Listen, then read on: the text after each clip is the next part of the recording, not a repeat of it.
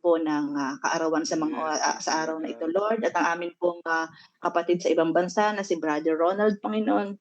At kayo na po ang bahala sa kanilang mga buhay, Panginoon ko, Lord God. Dalangin ko po na patuloy mo silang pagpalain, patuloy mong bigyan ng katatagan ng kanilang mga puso, Panginoon ko, Lord God.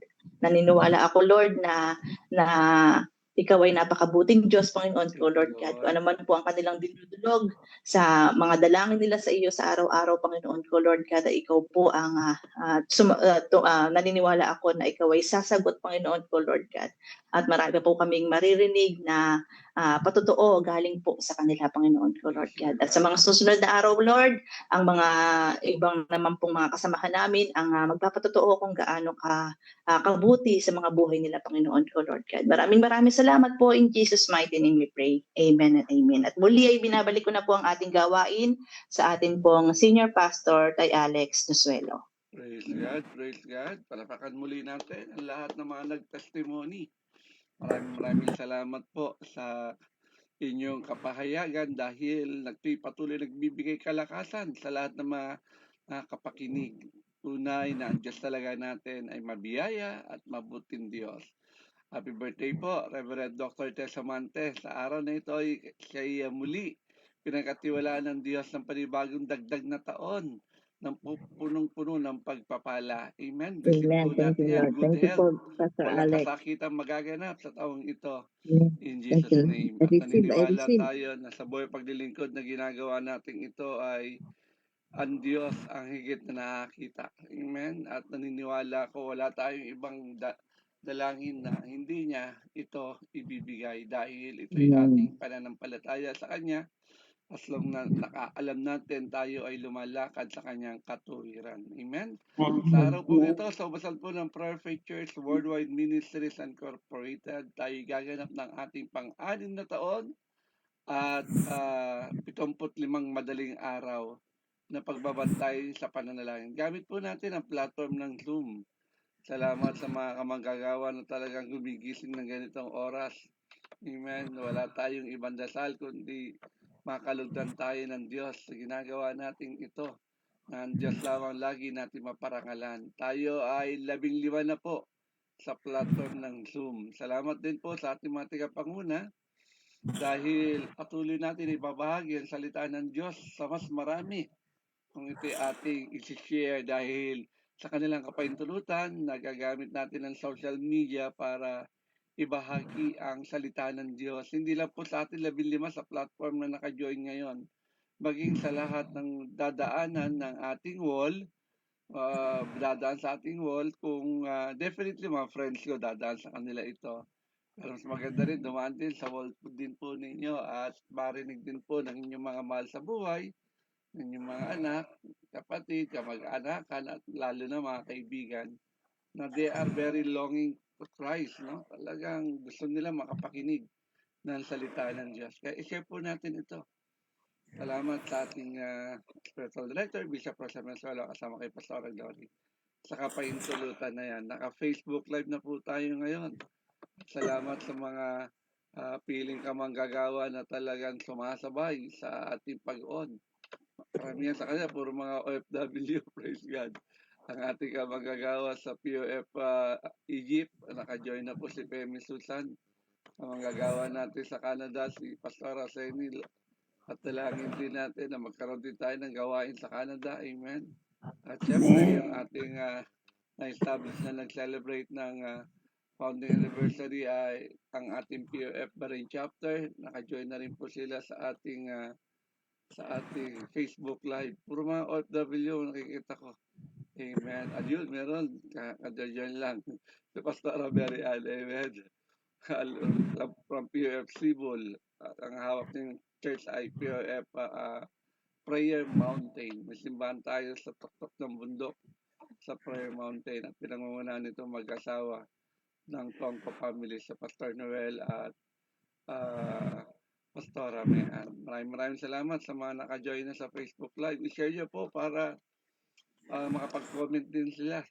Lalo sa mga kamanggagawa natin na hindi makapasok sa Zoom at makapanood nito, mga pastor, mga PMs, mga chapter workers natin sa basa ng Prayer Faith Church ay mapanood nila sa Facebook. I-share nyo rin po at mag-comment kayo para alam natin na kayo ay naka-join sa ating gawain. Bagamat binabayaran natin sa platform ng Zoom ay 100 at 15 lang tayo ngayon naka-join. Pero salamat pa rin dahil naniniwala tayo. Pupunuin ni Lord ito. Tama po ba? Kaya try to encourage yung mga kamanggagawa natin na maka-join. Okay? At naniniwala ko ang Diyos natin ay by June, yung first Sunday ng June, talagang i-encourage natin sila. Okay? Kaya sa umagang ito, hindi ko na po papakabaan. Napakaganda po ng mensahe ng Diyos. May 22 na po ngayon, 2026.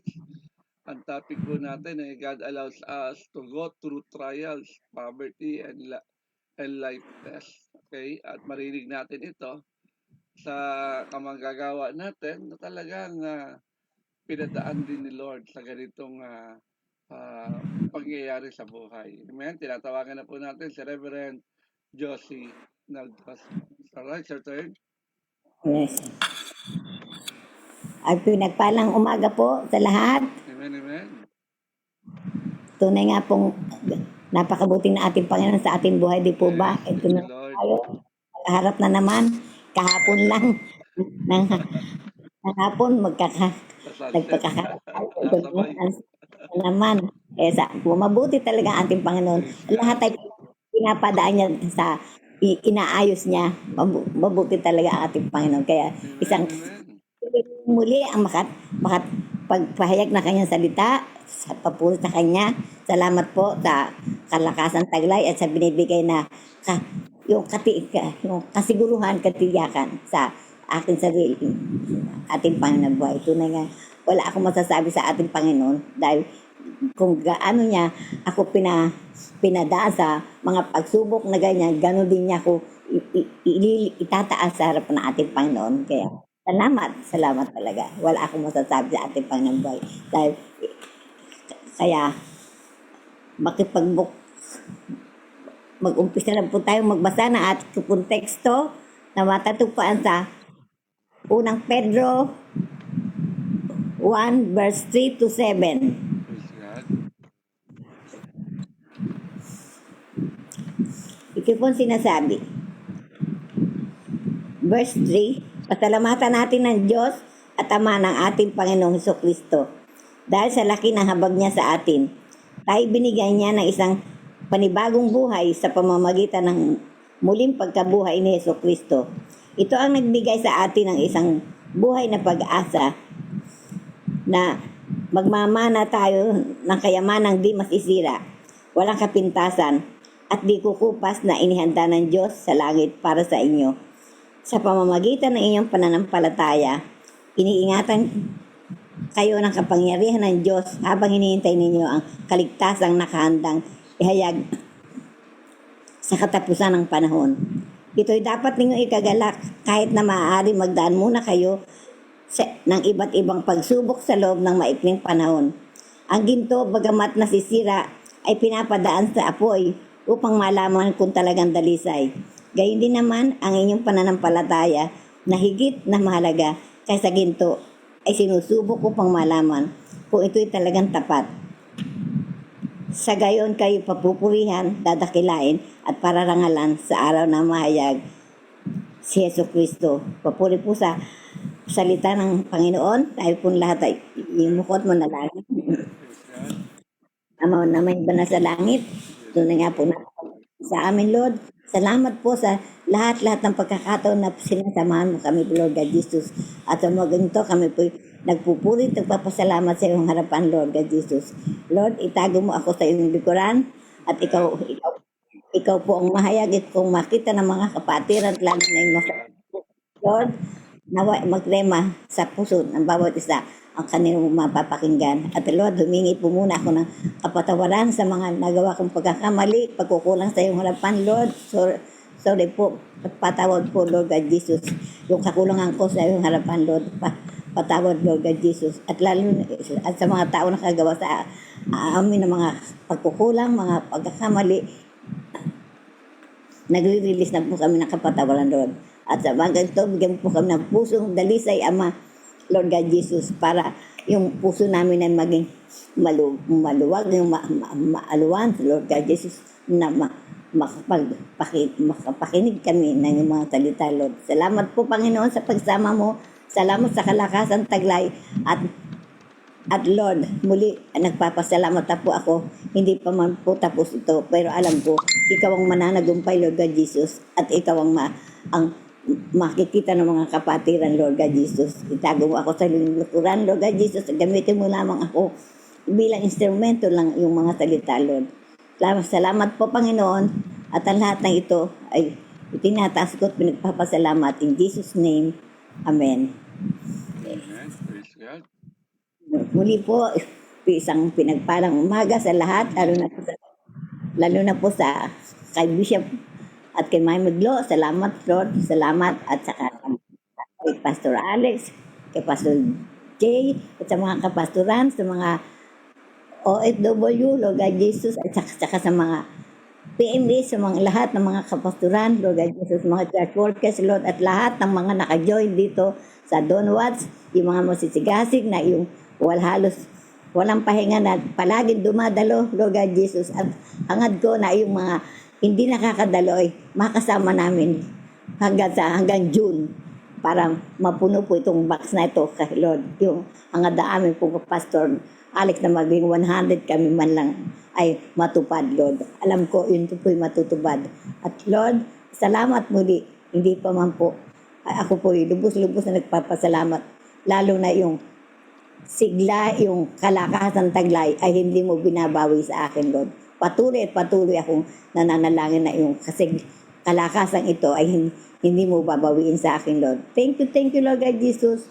Ang lahat na ito ay tinatas ko, pinagpapasalamat sa matamis na pangalan ng iyong anak na si Jesus. Ang lahat po ay magsabi ng Amen. Lord, salamat. Sa umagang pong ito, ang aking pong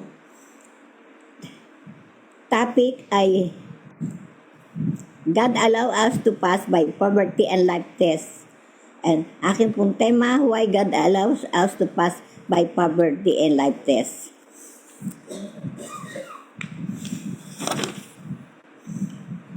At bakit pinapahintulutan ng Diyos na dumaan tayo sa mga pagsubok at kahirapan?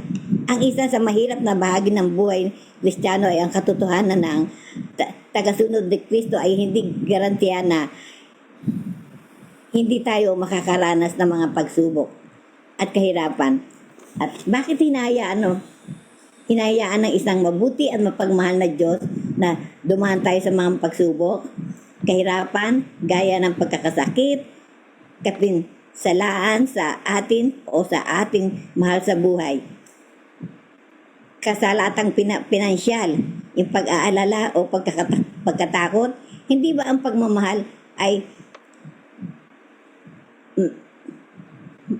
mangangahulugan na nais niyang mabuhay tayo ng maginhawa at komportable?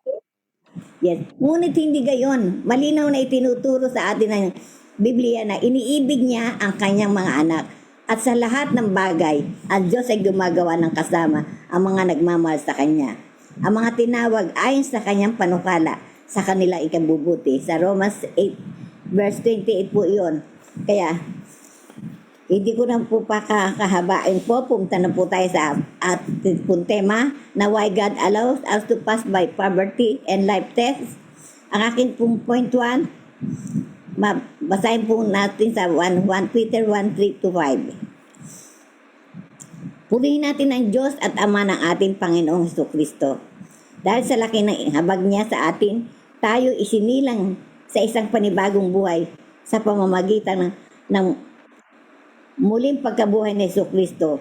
Ang bagong buhay na yaon ay nagbibigay sa atin ng mabuting pag-asa. Tandaan niyo po na yung bagong buhay na yun nagbibigay sa atin ng mabuting pag-asa, nakakamtam natin ang isang kayamanang walang kapintasan, di masisira at di kukupas.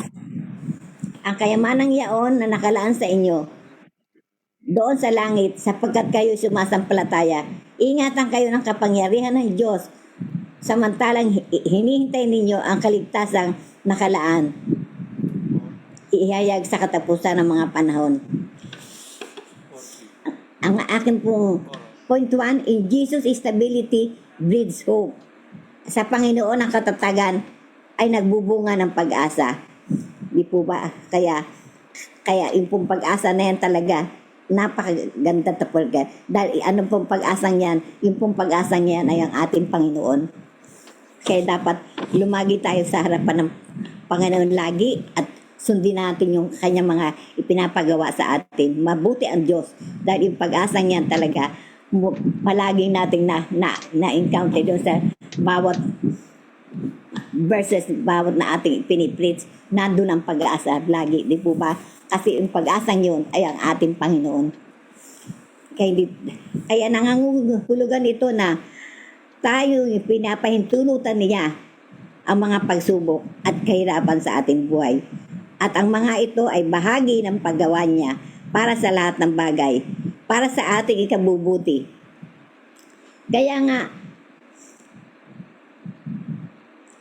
para sa mananampalataya, may mabuting layunin ang Diyos sa likod ng mga pagsubok at kahirapan. Hindi tayo nabibigo sa ating pag-asa sapagkat ang pag-ibig ng Diyos ay ibinuhos sa ating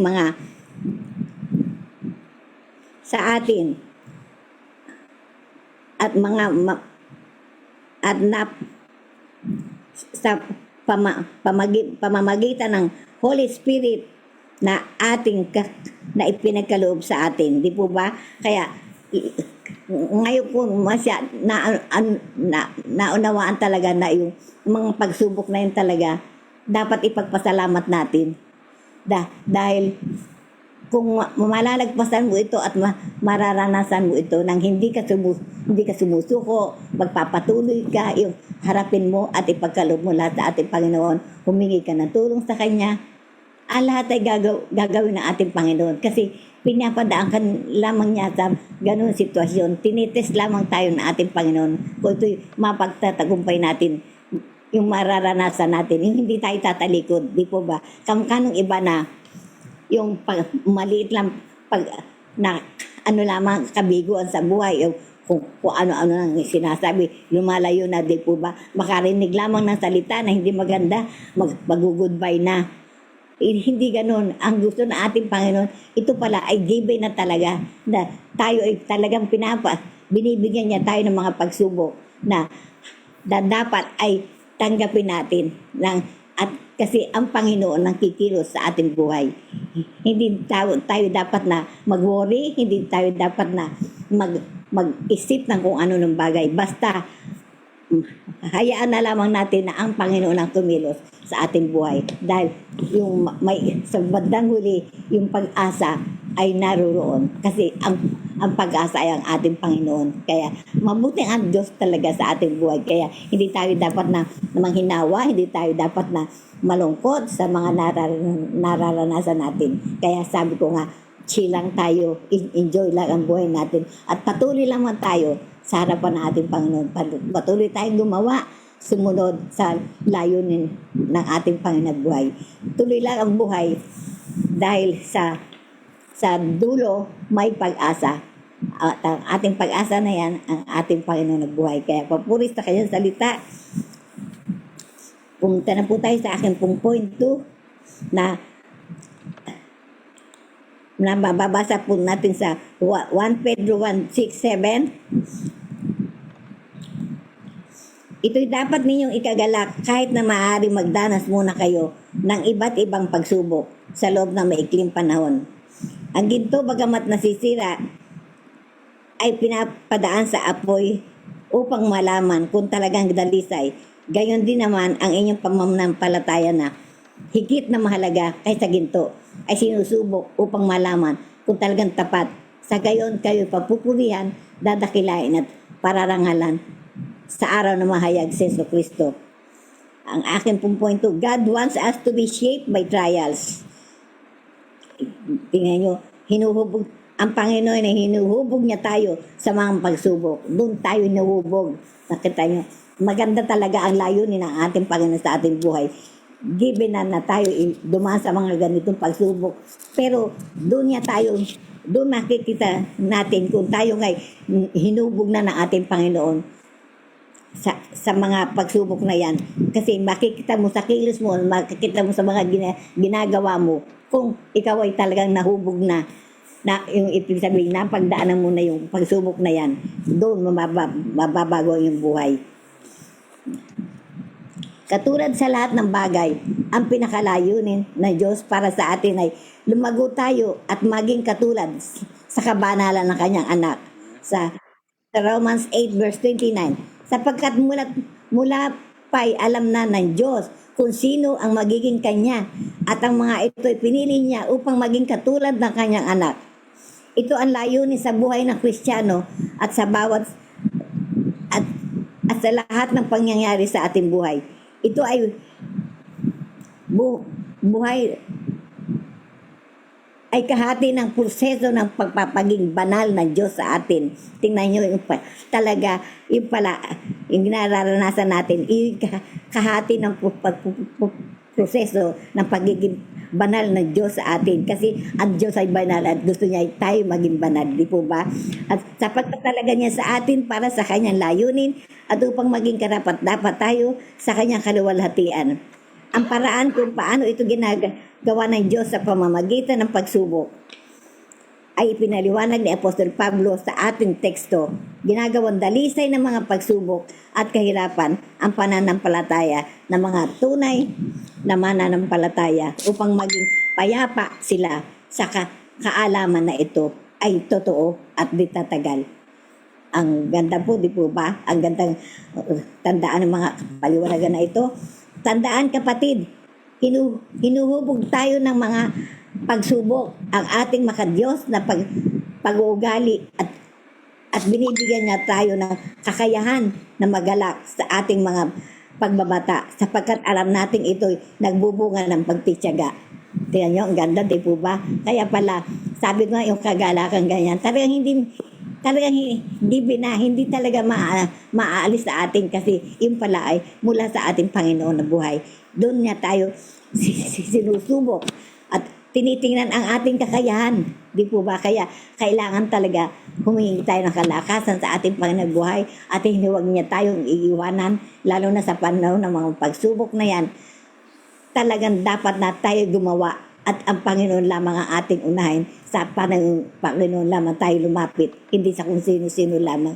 Sa Kanya tayo magtapat at sa Kanya tayo magpahanap.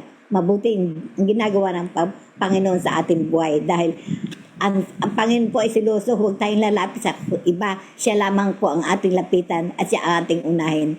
Mabuti talaga ang ginagawa natin Panginoon. Doon na tayo hinuhubog, doon na tayo sinusubok at kung mapagtagumpayan natin ang lahat ng ito, nakita nyo, magiging at hinuhubog na tayo. Yung mga ugali natin, nakita nyo, nahubog na tayo, di po ba? Di ba lahat na tayo? Aminin natin na ang mga ugali natin no, ikakaiba. Pero sa paunti-unting natin sa pag-aaral mga salita ng Panginoon, sa pakikinig at pakikinig, nahubog na tayo, nahubog ang ating pag-uugali. Nabago na, di po ba?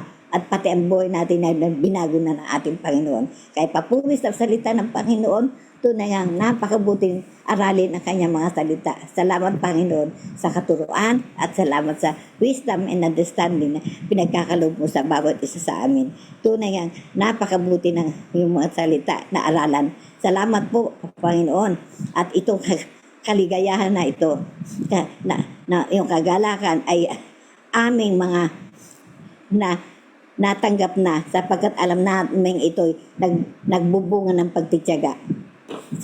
Kasi yung pagtitiyaga na yan talaga, hindi yung pagtitiyaga natin, hindi naman maanong tingnan, pero given na po yun talaga, nakasurat lagi yun na sa lahat ng bagay, hindi mo talaga makukuha ang kagusto mo ng mabilisan lamang, di po ba? Kaya sa pagtitiyaga at paghihintay, doon natin makakamit ang lahat ng ating inaasam sa harapan ng ating Panginoon. Pumunta na po tayo sa akin point 3. In Christ, in suffering, there is joy, strength.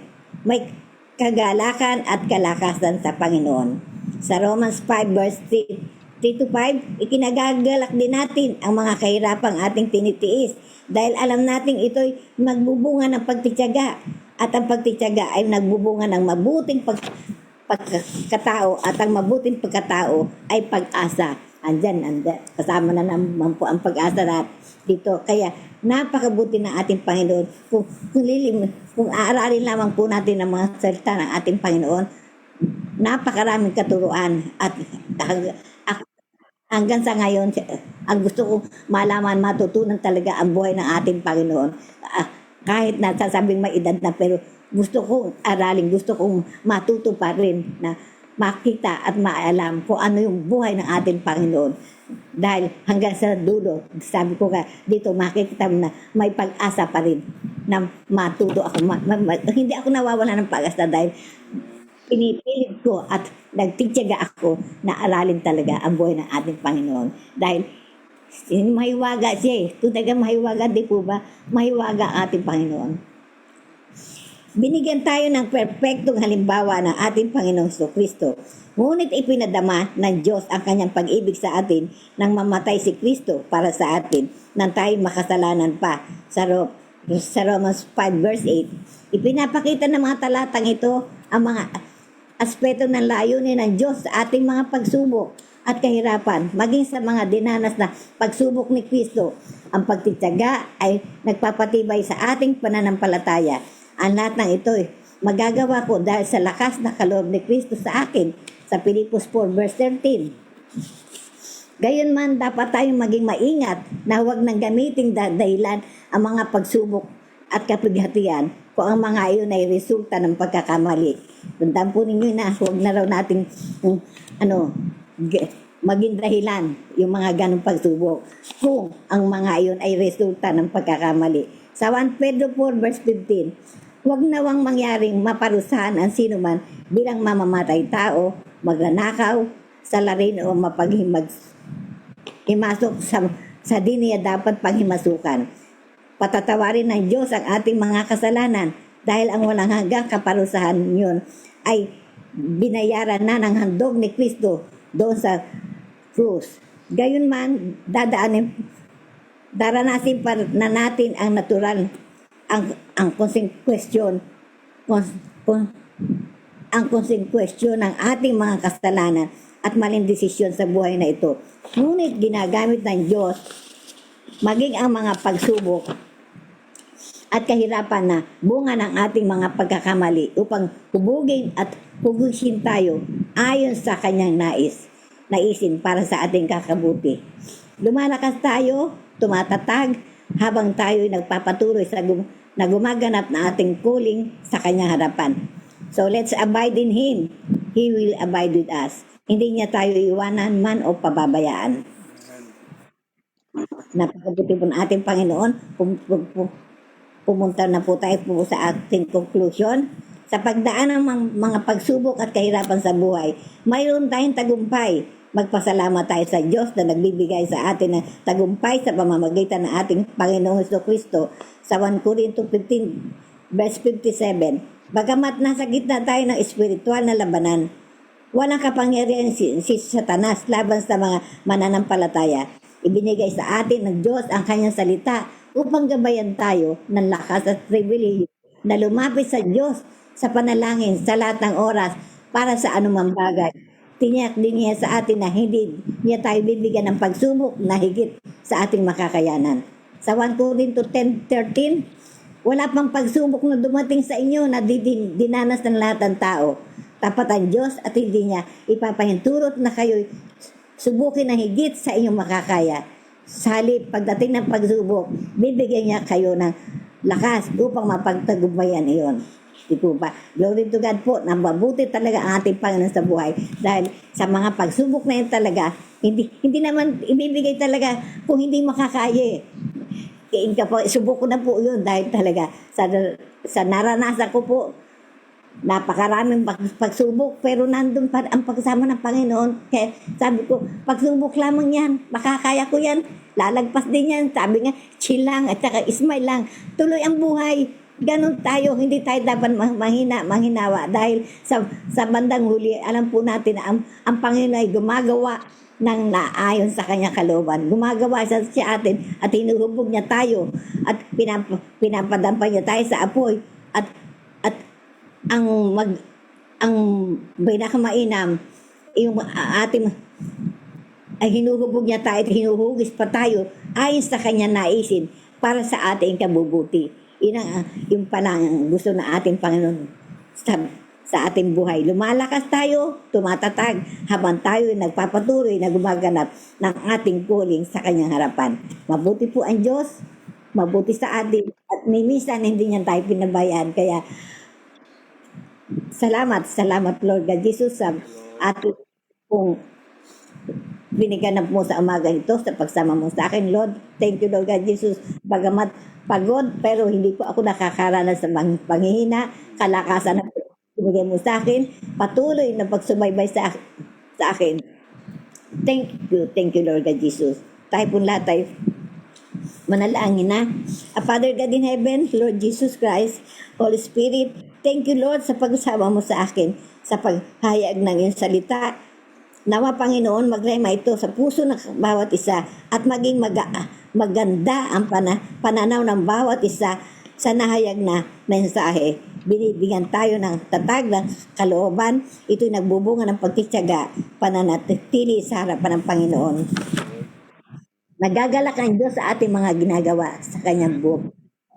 Nagiging matatag tayo at napagtatagumpayan natin ating mga pinagdadaanan. Ang lahat ito, Lord God Jesus, ay pinagpapasalamat na namin, Lord. Hindi pa man po, pero alam ko, ito ay magaganap sa lahat ng mga nakapakinig, sa lahat ng mga nakatuon sa Facebook Live at saka sa mga dito sa Zoom.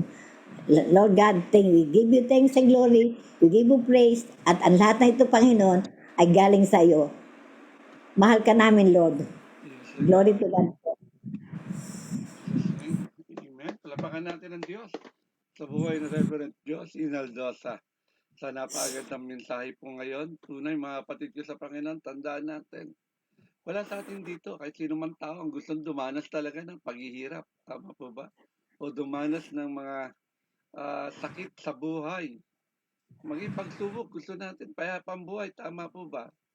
Pero talagang we are not exempted. Tandaan po natin yan, kahit tayo mananampalataya na, talagang makakaranas pa rin tayo ng mga bagay na narinig natin kapahayagan ngayong umaga.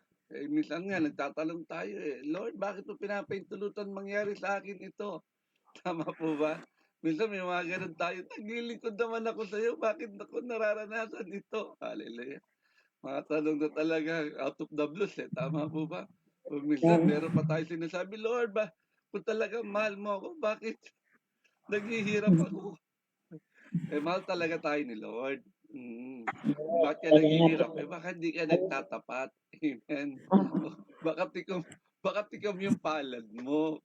Bakit hanggang ngayon mahirap ka? Tagal-tagal ko ng Kristiyano, Lord, bakit? Ang hirap-hirap pa ng buhay ko. Isa lang naman ang susi, tinuro ng Diyos sa atin para tayo pagyamanin sa mundong ibabaw na ito. Tama po ba? Maging bukas palad tayo. Tumulong tayo sa dapat tulungan. Magtanim tayo sa mga matatabang lupa. Kasi hindi naibibigay natin mga pagpapala, hindi sa buhay natin sa mga walang kapararakan. Tama po ba? Mga kapatid ko sa Panginoon, tandaan natin ito. Bagamat nangyayari yan, merong naisip paghanapan Diyos sa atin. Ang pagsubok ay hindi tanda na kinalimutan tayo ng Diyos o iniwan niya tayo. Mahal na tayo. Ito ay, sabi nga ng ating preacher, ito ay proseso. Okay? Para dalhin tayo sa matibay o mas matibay na pananampalataya. Yun ang gusto ni God Bakit na tayo pinapadaan sa, di ba, ang ginto pinapadaan sa apoy. Tama po ba? Ganun din ang pananampalataya natin. Mga kapatid ko sa Panginoon, tama, tinabi ng ating preacher. Sa harapan ng ating Panginoong Yesus, kay Kristo, kay Jesus, ang katatagan ay magbubunga ng pag-asa. Stability breeds hope. Man. Nagbubunga ng pag-asa. Kaya Amen. matatag tayo, kapatid. Don't give up. Kahit na parang bagang hirap na. Okay? Tandaan natin, sa gitna ng kahirapan at pagsubok, may isang bagay na hindi nawawala. Ang alin? Ang ating pag-asa, ang ating hope sa ating Yes. Panginoong Jesus.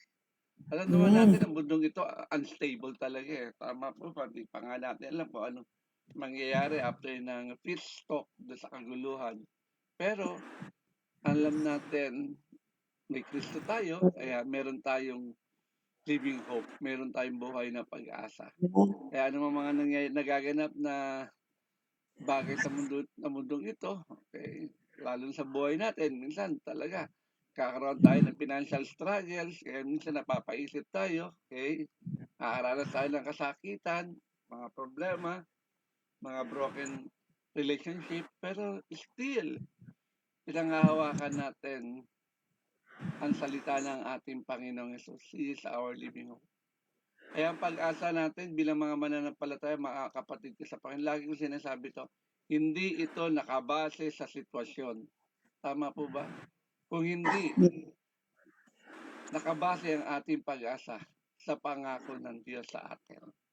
Tama po ba? Amen. Kung nakabase ka sa sitwasyon pangit ang sitwasyon, wala, malulungkot din. Pangit ang sitwasyon, dahil may pangako ka ng Diyos, nakangiti ka pa rin. Tama po ba? Amen. Hindi tayo apektado ng situation. Why? Kasi naniniwala tayo, hindi man natin kontrolado ang lahat, kontrolado ng Diyos ang lahat. Kapag si Jesus talaga ang ating matibay na muog, matibay na pundasyon, kahit magulo ang Bigyan. buhay, kapatid, kahit bagyuhin tayo, nasa matibay na pundasyon tayo. Hindi tayo madaling babagsak, parang bahay na nakatayo sa batuhan. Tama po ba? Yung mga kapatid, Amen. tandaan natin ito. Bagamat oo, aminin natin, kapag mahirap na ang buhay, huwag kagad tayo tumingin sa problema. Dalas doon tayo nakapokus Itumingin tayo sa Diyos, sa ating Panginoong Jesus. Look unto Jesus, the author and finisher of our faith. Kapag tayo nakatingin sa Kanya, okay, kahit na, kaya nga lumubog si Pedro dahil nawaglit yung paningin niya Napatingin siya doon sa malaking alon, sa problema, kaya lumubog siya. Pero andyan pa rin yung kamay ng ating Panginoong Jesus. Sa panahon ng flood kay Noah, tama po ba? Nakita naman natin, talagang bumaha at gumuha ang mundo. Pero nasan si Noah? Ligtas na ligtas siya, nandun siya sa loob ng arko. Dahil sumunod siya sa Diyos. Kung hindi sumunod si Noah, kasama siya na anod sa panahon ng baha. Ganun din tayo. Amen. Tunay kapag ang paligid natin ay unstable, tayo, nakatitiyak tayo. Andun yung security. Amen. Yes. Kaya Amen. tandaan natin mga kapatid ko sa Panginoon, kahit bumagyo ang buhay, bagyuin man tayo sa buhay na ito, kapag na kay Kristo tayo, may May hope. stability at may pag-asa tayo. Amen? Pangalawa, idinin sa atin, God wants us to be shaped. Talagang hinuhubog talaga tayo by trials. No? Minsan talaga itong mga trials na to ay talagang minsan ang hirap pasalamatan. Tama po ba? Sino ba sa atin nagpapasalamat may trials siya? Pero kailangan talaga ipadaan sa apoy Amen? Ang ginto para malinis Ang puno, parang gusto natin mabunga, kailangan dumaan sa pruning. Tanggalin yung mga bulok ng dahon Tanggalin ang mga bulok na hindi mapakinabangan ng puno para lalong mamunga. Tama po ba? Kaya kapag may trials, meron lang inaalis ang Diyos sa buhay natin. Tandaan po natin yan. Okay? Ang trials ay nagpapalalim ng faith natin yan. At nagtuturo na yung patience, ng katiyagaan. Okay? Siyempre, binibuild din ito yung character natin. Paano ba natin ito harapin? At lalo na, pag dumadating ang trials, nagkakaroon tayo ng tinatawag natin spiritual maturity. Mga pagsubok Yes. na yan, dumarating sa buhay natin, nagiging matured tayo harapin. Hindi katulad ng isang bata na tinatakasan lang, hinaharap yan. Tama po ba? At naniniwala ko sa ubasan ng Perfect Church, whatever problems we have, God is in control. Sabi nga ng preacher natin, ang pagsubok sa iyong pananampalataya ay nagbubunga ng pagtitiis. Yan yung supporting verse na binigay niya sa atin. Dumaan man tayo sa mga kaguluhan ng buhay, kapatid, tandaan natin, ang trials na yan ay nagiging daan para sa mas malaking purpose, malaking biyaya ni Lord sa buhay natin. Tama po ba? Kaya don't give up.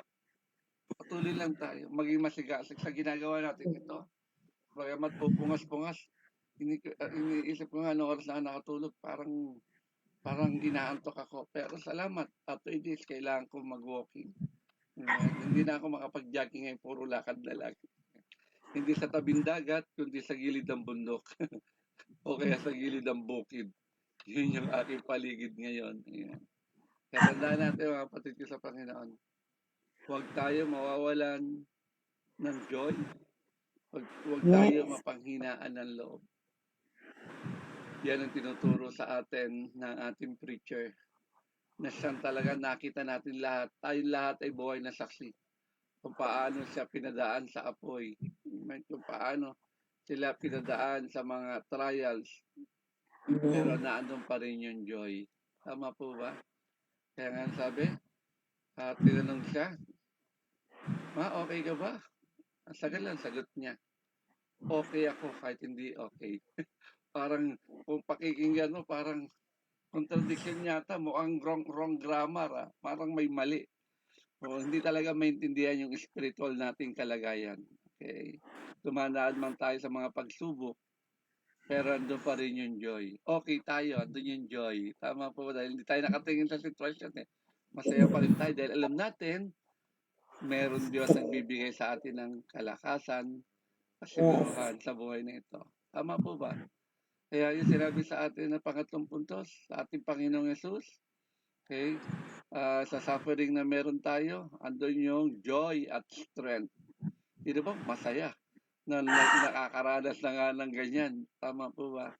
Pero salamat sa buhay ni Reverend Jose Naldosa. Talagang pag siya nakikita mo, talagang wala kang ikakatwiran sa Diyos na mahirap ang pinagdaraanan mo. Tama po ba? Tandaan natin ito, hindi ibig sabihin sa pagiging mananampalataya natin ay exempted na tayo sa mga suffering na yan. Pero tandaan natin ito, sa gitna ng mga paghihirap na yan, ang Diyos ay patuloy pa rin nagbibigay sa atin ng joy at ng strength. Amen? Pinatuloy niya tayong pinalalakas. Sa bawat pain, tandaan natin ito. Lagi ang kagandahang loob ng Diyos ay nasa atin. Kaya andyan yung pagka-comfort niya, andyan yung sinabi sa atin sa unang puntos, yung pag-asa mula sa Kanya. Kaya hindi tayo nag-iisa sa mga pagsubok. Kasama natin si Lord. Tandaan po natin yan. Kaya huwag ka mawala ng pag-asa. Mahal tayo ng Diyos kahit sa ating kahinaan, ang sabi ng preacher natin. Okay? Kaya tandaan natin ito, kapag dumadaan tayo sa suffering, huwag sumuko. Amen? May strength na ibibigay ang Diyos sa atin sa araw-araw. Huwag tayong mag-give up. Ano man yung mga pagsubok na pinagdadaanan natin. Okay? Bakit tayo pinapayagan ng Diyos makaranas ng trials, poverty, flight test? Sabi ng ating preacher, nagbibigay ito ng stability para lalong maging mabunga ang ating pag-asa. Sa gitna ng pagkawala, may pag-asa tayo kay Kristo. Amen? God wants us to be shaped by trials, sabi niya. Okay? Pagsubok ay proseso para lumago tayo. Magkaroon tayo ng tinatawag na spiritual maturity. At yung panghuli din sa atin, in Christ, in suffering, there is joy and strength. Hindi tayo iniwan ng Diyos. Pangako niya, I will never leave you nor forsake you. Pangawakan mo na yan, kapatid. Lalo na kung nagagawa mo yung kanyang kalooban. Ano bang kalooban ni Lord? Bago lumabas yung salita na yon, huwag kang magmukhang salapi. Huwag kang magmukhang pera. Makontento ka kung anong meron ka. At doon lalabas yung pangako ng ating Diyos. I will never leave you nor forsake you. Minsan, pagsubok, tingin natin parusa. Hindi po. ang pagsubok minsan ito ay paghahanda ng Diyos sa lalong mas magsaganang biyaya. Kaya Amen. pangawakan natin, panoorin natin, isang araw makikita natin. Kasama ko si Pastora Josie kahapon talagang kita ko yung kagalakan. Kasama ko siya naimbitahan ako doon sa birthday ni Pastora Jane. Kami pinakain sa labas. Nakita ko yung kagalakan sa puso ni Pastora Joseph. Sabi ko, parang hindi dumaan ito sa daluyong. May kita ko yung pagngiti niya, yung tawa niya, yung biro niya. Okay. At talagang pinapagalitan niya si Pastora Perla. Hallelujah. Nakita ko lahat po yun. Ibig sabihin talagang hindi nawala sa kanya itong joy na pinagkatiwala ng Diyos sa atin. Kaya mga kapatid ko sa Panginoon, pag may trials, huwag tayong matakot. Dahil sa bawat test, may grace, may purpose, at may victory lagi kay Kristo. Amen? Kaya salamat, maraming salamat, Reverend Josie Naldosa. Talaga napakainam ang mensahe. Talaga ito yung bagay na pinagdaanan na kami mismo ay naging buhay na patotoo kung paano mo ito pinanagumpayan sa tulong at lakas at biyaya ng ating Diyos. Muli, palapakan natin ang ating preacher. Hallelujah. At ibinabalik ko na po sa ating MC from UAE,